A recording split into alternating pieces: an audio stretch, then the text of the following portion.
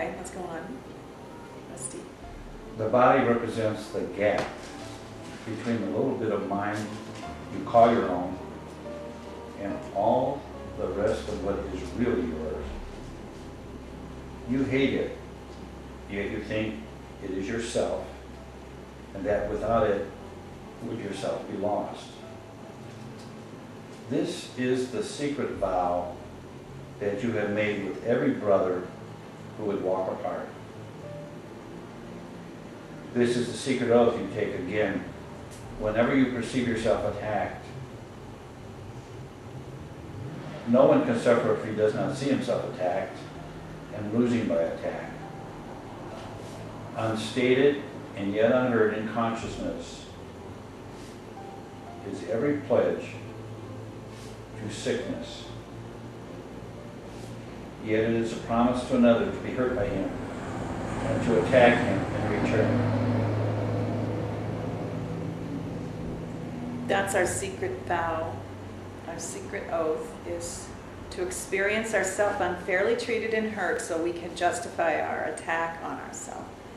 And it seems like the perception of being unfairly treated comes from the body and from the world, but it really comes from a promise, a secret oath that we have made to punish us ourselves.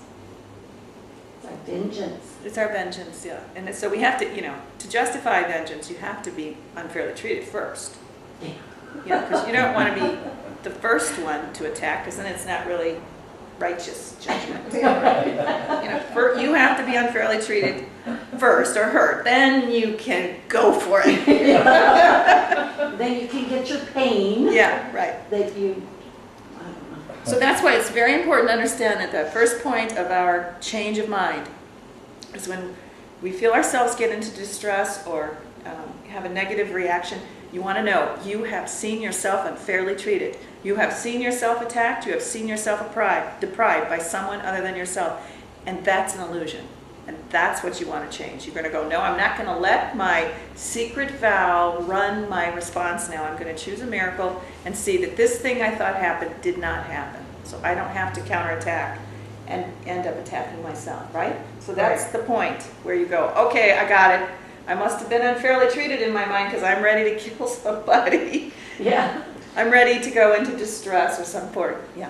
Including sickness. Mm-hmm. That last part of this paragraph here is saying we're pledging to be sick so that we can hurt our brother. That reminds me of that the famous line, "Brother, at your hand I die. Mm-hmm. Behold me, brother, at your hand I die. Mm-hmm. I'm sick and it's your fault." Mm-hmm.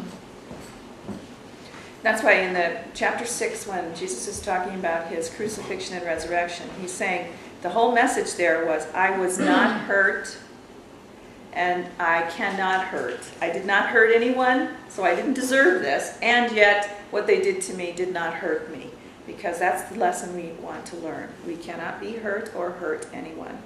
We don't want to keep this, we want to break this vow to stay stuck here in pain. So what is the secret vow? That you promise to another to be hurt by them, to be unfairly treated by someone other than yourself, to perceive yourself unfairly treated by someone else, so you can justify attack. And so, since there is nobody but ourselves, we're justifying in a warped, insane mind, attack on ourselves. Okay. That's why it's insane. If you knew you were only attacking yourself, you would not want this secret vow to give you permission. You wouldn't want to do this. And you wouldn't want your brother to perceive himself as attacking you, because that's what you have to do to see yourself as hurt. You would want this corrected. But we are in the darkness, this makes sense to us. And we don't see the decision we made to be unfairly treated. We see our unfairly treated. We see it like real.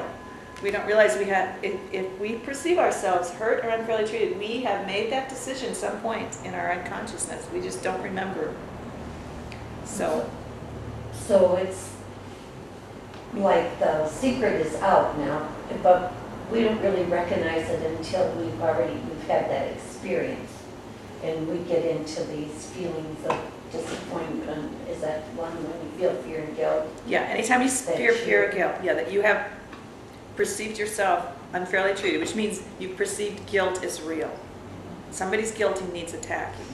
And so even though we've got this, now we know there's this death wish within me to Yeah. kill. Okay, so now I'm going to start walking my step. Those are my steps down the ladder that we talked about the other day, into the descent into this dream. Now I'm going to start walking out one decision at a time. Each decision I made to believe I was unfairly treated now has to be reversed.